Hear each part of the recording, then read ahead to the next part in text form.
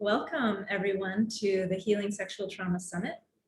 I am Marcy Little, your host, and with us today we have Marina Nabao. Marina, welcome. Thank you. So good to be here.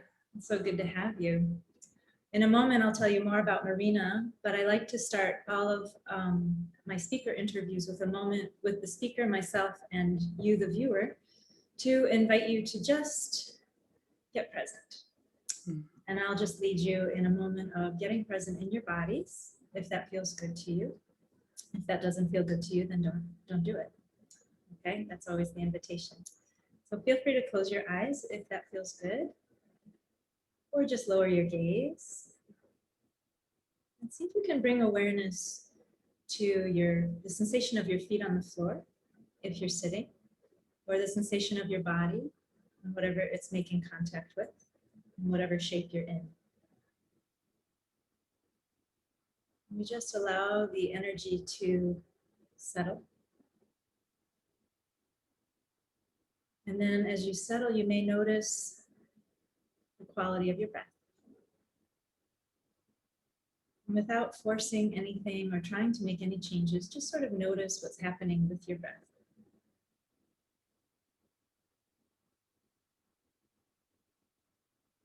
Also in this moment, your body may start to be talking to you, and you may notice places where it feels a little tight or places where it feels easy and energized. So just taking note. And by taking note, you may notice the quality of relaxation, deeper relaxation becoming available. As we move through this interview, if at any moment you notice your body tightening or your breath getting more shallow or just feeling uncomfortable or overwhelmed, please feel free to pause the video, take a break, shake it out, walk around, come back when you're ready to watch the rest, or not at all. Your choice. When you're ready, you can come on back, open your eyes if they're closed, back to the screen and back to Marina Nabao.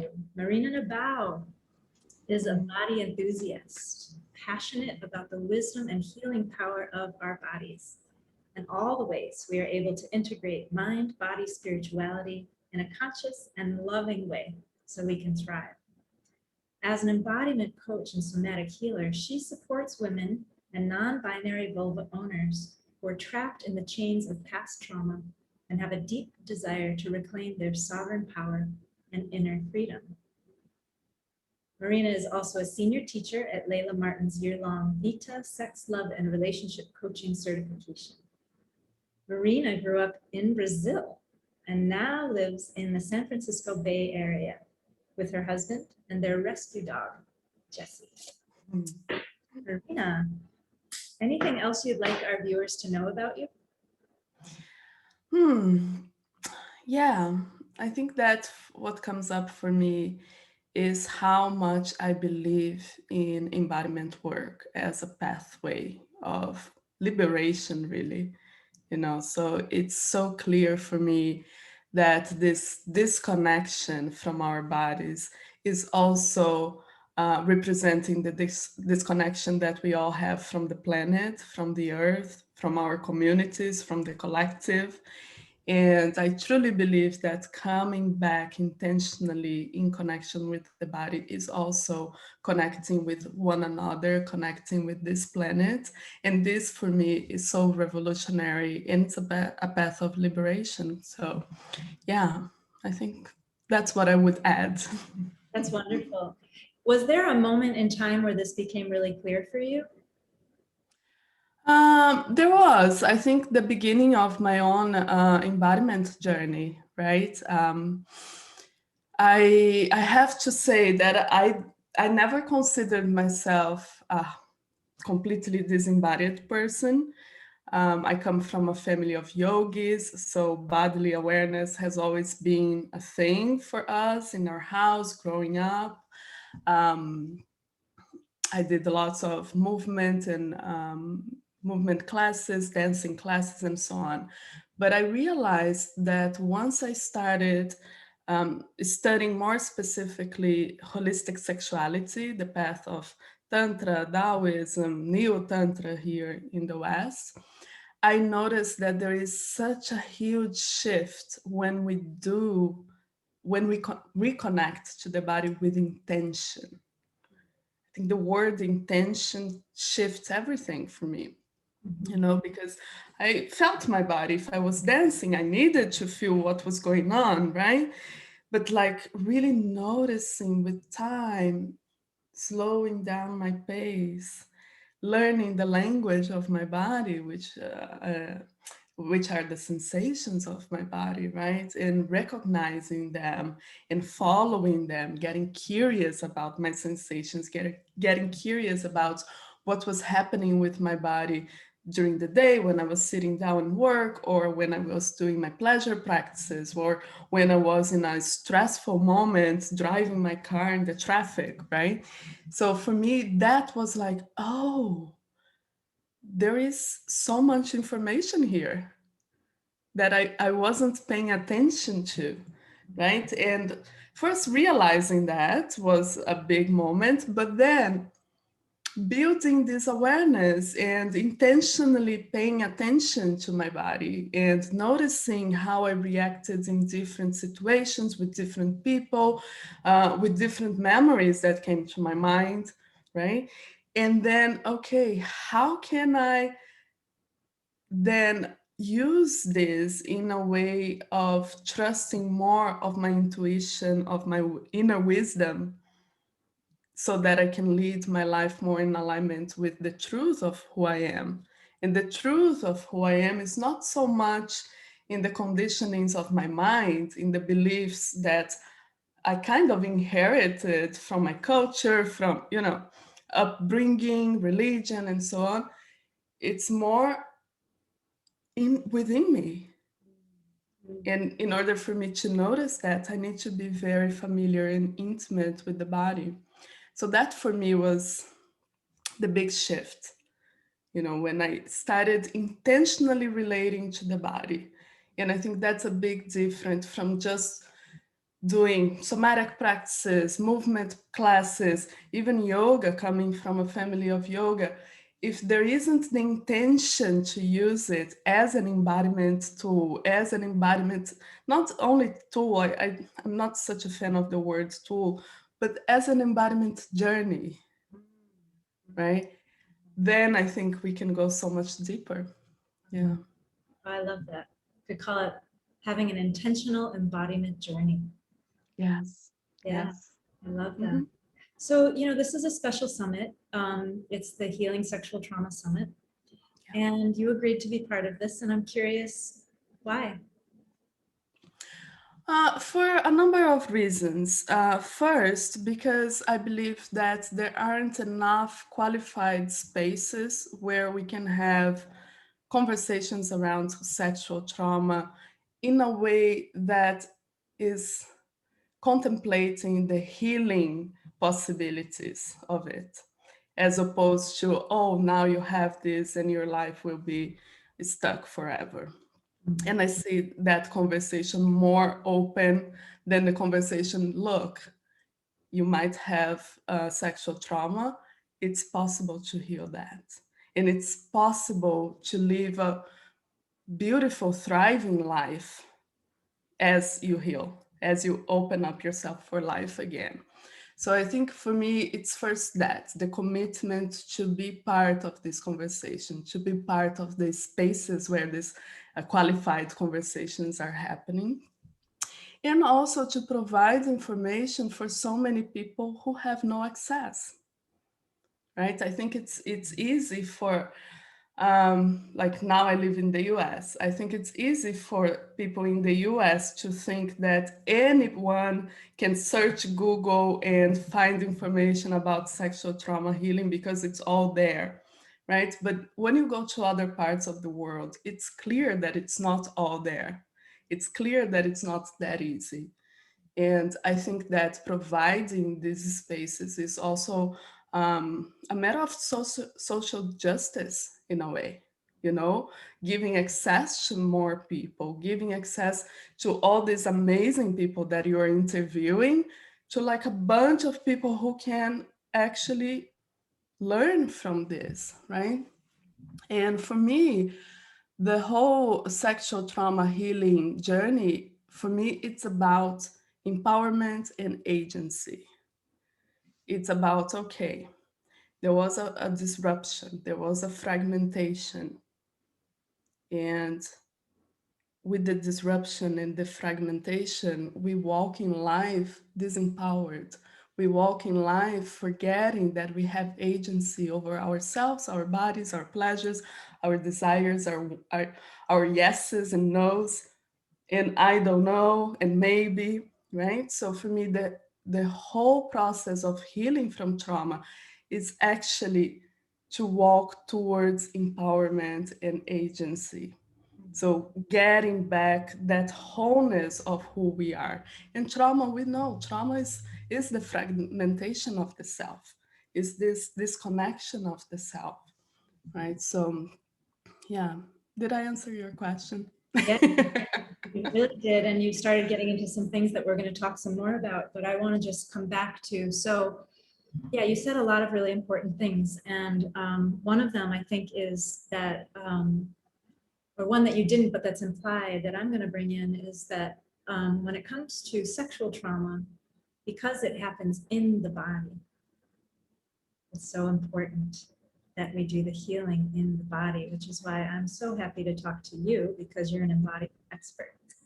Yeah, yeah, And and the fact that so many people with sexual trauma don't have access, like you said, to the people who have already figured out how to thrive, despite the fact that this roadblock or this traumatic event has occurred that in some way has fragmented them from themselves in some significant way.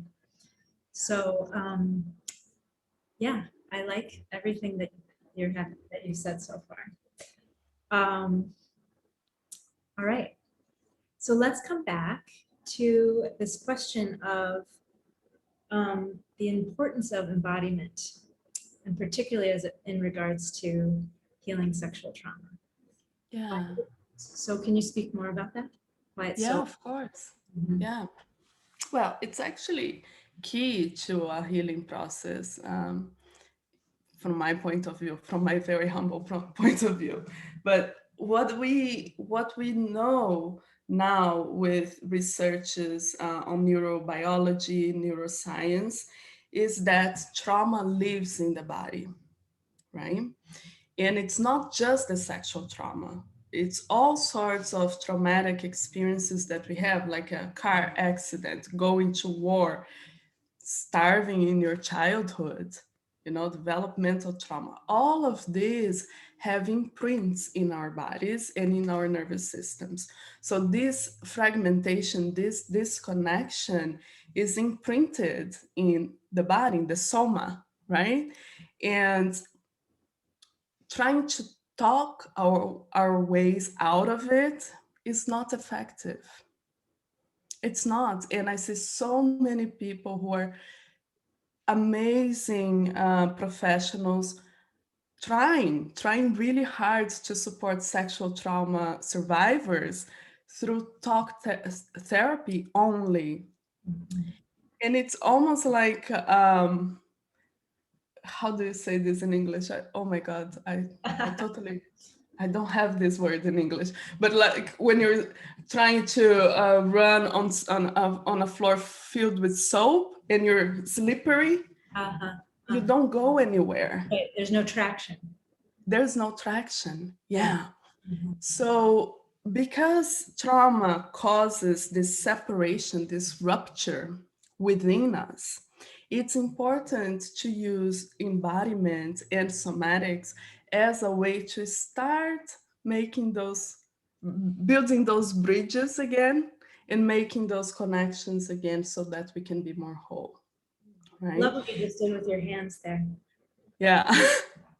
You know, it Because reminds that's me, it. yeah, it reminds me of like my son. he had a spinal surgery at one point, and they have to cut the nerve endings. And Mm, it takes time for the nerves to grow back. And that's yeah. just the image that you shared there. Yes. It Yes. can grow those pathways back again.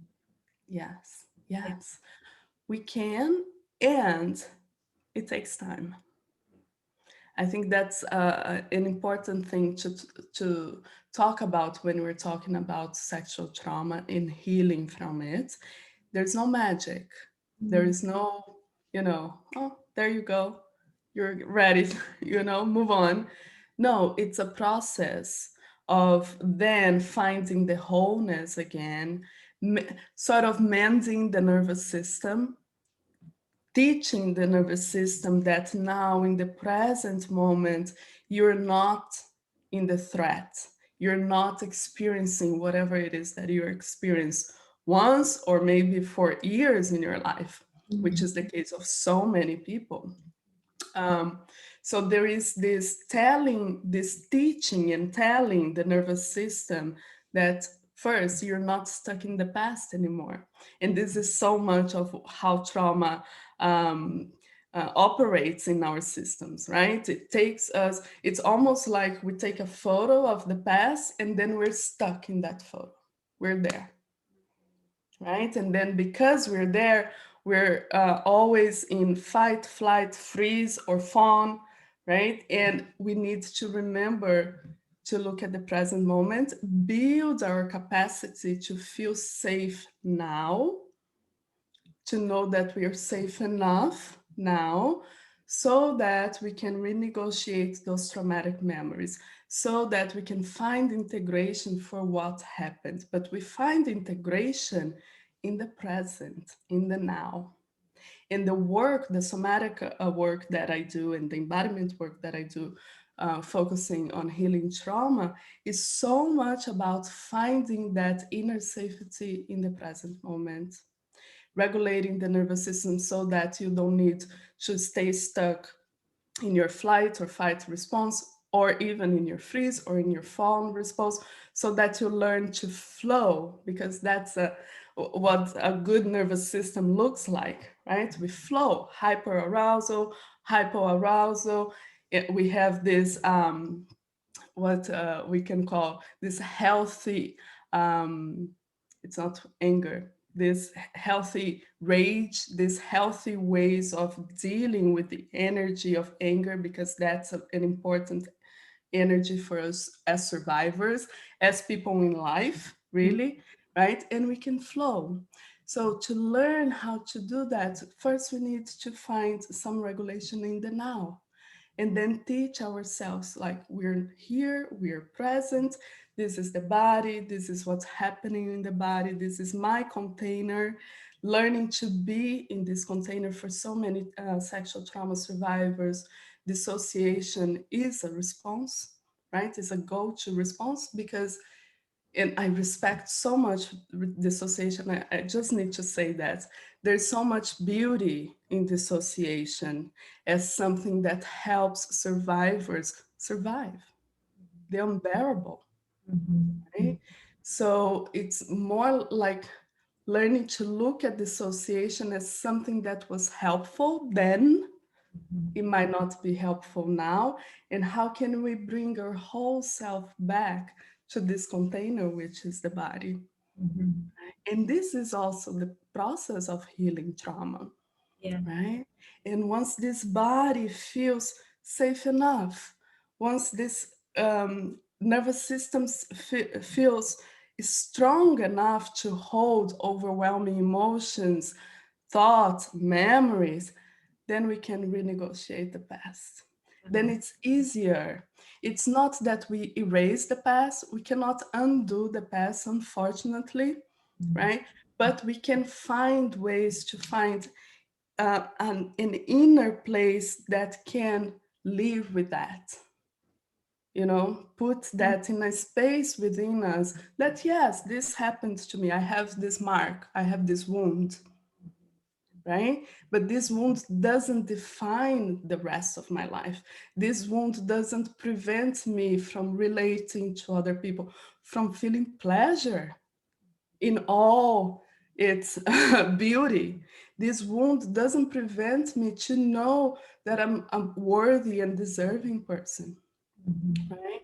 So the wound becomes a mark of life that so many of us carry. Mhm. Right? So rich. There's so much in what you just said. Um, Yeah. I particularly resonate with the notion that little by little, as we grow our nervous system's capacity, what once felt overwhelming no longer overwhelms the immune system or the nervous system now in present time. And so that experience of being locked in the past and the present, I'm guessing we might be able to say just gets kind of smaller and Mhm. smaller, or the power in it reduces and gets less and less. Yeah. Yeah. Yeah. Is that kind of what you're Yeah. saying? Yes, it is that. And another way of saying this is the resilience, creating resilience so that those huge, overwhelming experiences, they can be felt and then they can go. Because if our nervous system is flowing, if it's operating in an optimal state, Mhm. we can experience those overwhelming sensations without freaking out, without, yeah, really, without like losing it, right? Right. Because we created so much elasticity, so much resilience within ourselves that we know that we won't be stuck there forever, Uh-huh. that we have the tools, we know the path, we have embodied the path of bringing ourselves back to the present and to regulation, Mhm. right? Mhm. So I think that I would add the word resilience there. Yeah, yes. Yeah. So many ways to think of resilience. I mean, I think early on, part of our resilience is like you're saying, what the nervous system does to protect us, so that becoming disembodied is a form of resilience at that Yes. stage. And Yes. then later on, becoming re-embodied. Yes. Yes. Resilient. Yeah. Yeah. And you know, Marcy, I think this is such an important um, point for us to highlight because I see so many of my clients, so many of my students who are sexual trauma survivors and who dissociate until now, punishing themselves for it. Like, oh, I'm completely dissociated. I'm a bad person. Like, no, no, no, no, no. You survived.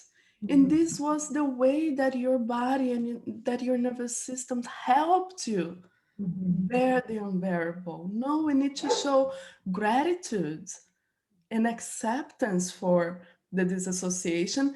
And from that place of gratitude and acceptance, slowly bring all those pieces back because now, in the present moment, you don't need to leave your body anymore, Yeah. right? So, I really would invite everybody who is watching here and who knows that this association is a response for them to really find some compassion for that and really gratitude Mhm. because it helped them so much. And there is, it is possible to bring your full self back, to re-embody, as you said, Mhm. right? It is possible. That's the work that we're doing. So yeah, I just wanted to point this reminder. Yeah. So two things come up for me in working. I also work with people around these issues and in Mm, embodiment. yeah. Yeah, and it's such, I'm humbled every time I work with somebody, and I learn from every single person who I work with, and everybody's so different. And so I may have people, and you probably experience this too, for whom even getting into their body feels inaccessible or scary or pain or too painful, and or they're in so much pain um, from that part of themselves that is in charge, that is sort of the piece that kind of fractured off, that they hate that part of themselves, right? So I love what you're saying, because it's like, okay. It's Mm, such a normal part of the process. And then bringing the compassion in, which is easy. yeah. Yeah, but I think that when, especially when we're talking about sexual trauma, for me personally, if the whole healing process is not immersed in a pool of compassion, it can be too hard, you know. It can Yes. be too hard. And compassion is like help us build the strength to deal with the things we need to deal with, right?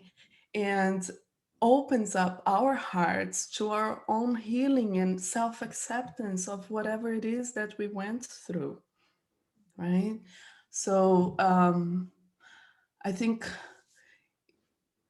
I think that embodiment in a way invites compassion, Mm, right? Because when we're talking about overwhelming sensations, just like you said, for some clients, it's so difficult to be with their bodies because they have so many bad memories in those in that body, right? The process of coming back, the process of befriending your body is also the process of building compassion for yourself, mhm. right? There is no way you can befriend this body that feels so much pain, that feels so much fear, right? Or that doesn't feel anything, that is numbed. There's no way you can befriend it if there is not the essence of love, which is compassion, right? So yeah. Love that. Um, so you say that we've already talked about this, so I'm just wondering if there's anything more you want to add. That nervous system regulation equals gentle trauma integration. And you've been speaking about that. Yeah. Anything more about that you want our viewers to understand? Yeah, maybe we just need to say that's what we were talking about, right? Because that is what we're Yeah, talking about. yeah. But yes, so this process of learning first to notice when you're in fight, flight, and freeze or fawn. First, acknowledge, right, where you are, and then learning the steps to stay with your response in a titrated way, in a way that is not re-traumatizing, that is not overwhelming, but in a way that shows you that you can deal a little bit with that, with, let's say, with a fight response, and then you can come back and restore goodness and find some regulation. And then you, if you're stuck in a freeze response, there are ways for you to get out of that and store regulation. So navigating all of that is the healing itself, because that's what builds resilience, that's what open the flow, and that's also what will enable all of us to trust more of ourselves in stressful moments. And it doesn't necessarily need to be in a traumatic moment, but the way that most people live their lives today is quite stressful and overwhelming for the nervous system, Mhm. right? The long hours of work, having to, to deal with work life, family life, all the things, paying your bills, surviving, thriving, and so on. This is already a lot of information for our nervous systems. So, learning to navigate that and finding the regulation there is also a way to build resilience for the modern life, for the way that we're living our lives, right? And it's a way for almost like a continuous self-healing. Yeah, because like, oh, I had a very stressful day. I was, oh my God, overwhelmed. And then the traffic and getting home. Okay, and then I get home and I know what I need to do to settle.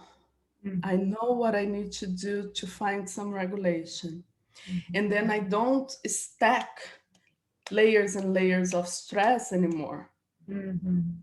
which is the cause of burnout for so many people, Uh-huh. right? So I'm actually, through continuous nervous system regulation, I'm actually self-healing daily, Mhm. hourly for some people, Mhm. right? And that's a healing process for sure. Does that It make sense? it does make sense. And as you were talking, I was just envisioning all of us being with with COVID and during the last year, kind of having this opportunity for the nervous system to get a big relaxation, a time where it Mm, was not so stimulated, at least by the outer world, because we couldn't do so much with others. And I know it was hard in other ways, of course, the social aspects, but in a way, it's kind of like, oh, one possible opportunity is that the nervous system got to just calm down for a while and not yes. be stimulated.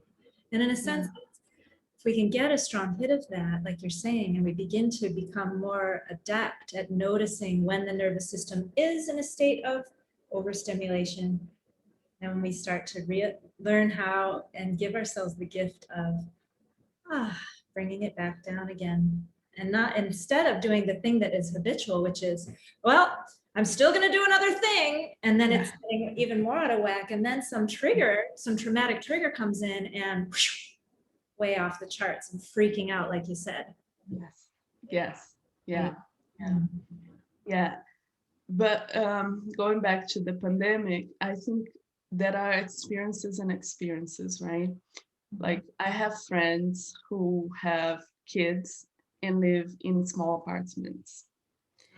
And spending a year or so with kids in a small apartment, you Very. know, even if you're not concerned about your survival, about making money, things like that, Mm, is quite an intense experience for those mamas' nervous systems, you know, and the kids yes, as well. Poor kids, yes, oh my God, yes. right? So I think that there's so many stories of the pandemic that could be those beautiful stories of like, oh, for me it was a moment to slow down, to reevaluate my life, to find some relaxation, to take in my yoga practice back or my meditation practice back, you know. For so many people I hear that story, and for some others is like, oh my God, I can't do That this at anymore, all. Yeah, right? I'm glad that you brought that up because that's so true. It's so true. Yeah, And I know yeah, many people for whom, and I watched that being true as well. yeah. Um, I want to I want to end our talk today by talking about recovering a sense of agency and power as we heal. You've talked a little Mm, about that, yeah, but I feel like there's more to say. yeah, yeah. Well, first of all, Marcy, for me, the whole, if we can say, the whole goal of trauma healing is empowerment and agency. Because if we see how trauma operates in our bodies, in our systems, we see that there is a complete disconnection with our sense of power and agency, right? So the age for sexual trauma survivors, oh my God, the agency over our bodies, our boundaries, and having those crossed for some people once, for so many people for years, over and over again. So reclaiming that is only possible when we build internally that reconnection with these bodies and these boundaries as ours, Mhm. as nobody else's, even if that's what other people tried to convince us through the things that they did, right? So, and once people are able to step into that knowing, to step into that inner reconnection, that's where the power lives and that's where the agency lives. You know, it's not more about the others, what other people say I should do, think, wear, look like. It's not in the hands of the world. It's here. It's me with myself. Mm. I love And that movement, actually, yeah, right here yeah, in this yeah, body, in this Mhm. Yes. just Yes. bringing it back in Yeah. and moving from that place. Yeah. And moving from that place. And also from bringing that in and recognizing this body, this boundary, this power that we have within. We also recognize our sovereign power, right? Our sovereignty. And there is no way that once we recognize that we are sovereign beings, that we won't extend that courtesy to the others. Yeah. I can You feel know, I love to get into the truth of that, just listening to you and even taking those motions, reaffirming it, and then imagining myself going back out into the world and standing in my own power and my own agency and looking at the world from that place and acting in the world from that place and being in the world from that place. It's yeah. a beautiful thing. And I think even if you don't have sexual trauma, just being a woman and maybe even just being a person, Yeah, that's like part of the work. it is. It is. And it's part of the revolution that we need in this world as well. Because so many of the problems that we have, the big problems, the social problems, the shared problems, so much of it is because we all forgot that we're sovereign beings. We all forgot that we have our inner power to choose authentically the lives that we want to live. We all forgot that we have agency over ourselves, our bodies, our desires, whatever, right? So rebuilding that also is a way to make this world different, Yeah, right. really in a very deep way, Yeah, in a very. very deep way, right? So for me, the work, the trauma healing work is revolutionary, is a path of liberation for all, right? I cannot see this disconnected. And it's, yes, it starts individually. It starts with your individual journey, with your individual trauma and finding all of that. But man, when a person heals, it's Exponent. like a garden. Yeah, It flourishes and everybody can see and feel and smell, yeah, yes, right? yeah, Yeah, yeah. yeah. I love that image. And Yeah. in a healthy garden, there's a tremendous diversity of all life forms. And that's the kind Exactly. of garden I think you're talking about. Yeah. Yeah. And they coexist in harmony, right? There is no better or worse. And that's what we need in this world in terms of social justice, racial justice, civil rights, not even civil. I think we're in a time that we have to talk about human rights all over again, right? Yeah.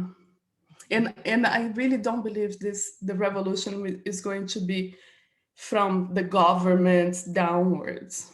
It has never been like that. It's from the people, from individuals who heal themselves and then extend that to the others around them. And then there is a community that is so much healed that they're like, oh, there is racism here, there is injustice here, there is, people starving here. We need to do something because we are all part of it. It's not just me, right? Right. Yeah. Yes. I could go on and on in I this know, I love it. discussion. I think we'll close with those thoughts because what you're saying is when we have the intention and we to become embodied, more embodied, and to heal ourselves, Mm, we are healing not just ourselves, we're healing others, our communities, and the yeah, planet. And yeah. that's where it's at. So I want people who are listening to know that Marina has a free gift for you. Mm. Marina, do you want to tell folks what that is? Yeah, sure. So If you enjoyed my style and you feel called to work with me one-on-one in your trauma healing, I offer a free initial conversation so that we can meet each other, see if we vibe, think, and if I am the right person to support you in whatever you're looking for. So I think Marcy is going to leave the link to my page where you can schedule a free call, and I'll be delighted to meet more people and see if we are a good match. Yeah. Yeah, the link is right below this video on this page. So feel free to Mhm. check out Marina Naval. Trying to say that right. Good. Thank you. And a final reminder also to viewers that if you enjoyed this and other interviews, the interviews are available for free for 48 hours and then they're not. So if you think you want to be able to come back to them or have them part of your downloaded library for the rest of your life or the year or for however long, because you have a busy life, please consider purchasing this summit, and you'll be doing yourself and others a great service, just as Marina spoke of. Marina, without further ado, a deep bow to you and the beautiful work that you're doing and the difference that you're making. And I think we heard your dog there at some point. Did we hear your dog? So That's cute. Jessie. Wanted to come on in and be part of our talk. She always does that. Sorry. That was a beautiful thing. So let's both end with just our hands on our hearts and yeah, thank you all. Thank you so much. It's been a pleasure. Yeah.